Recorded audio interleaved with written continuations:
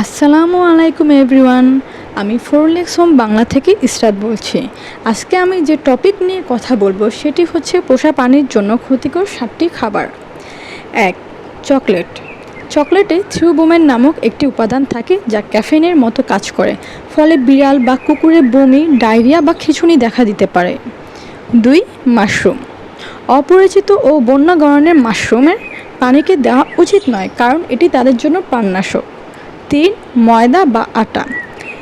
বিড়াল বা কুকুরকে ময়দা বা আটা দিলে তাদের গ্যাস্ট্রিকের সমস্যা বা খিঁচুনি দেখা দিতে পারে।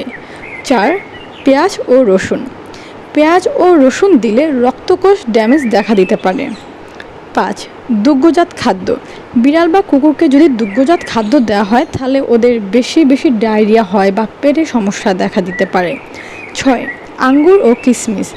আঙ্গুর ও কিশমিশ দিলে তাদের কিডনিতে সমস্যা দেখা দিতে পারে। 7. নারিকেল।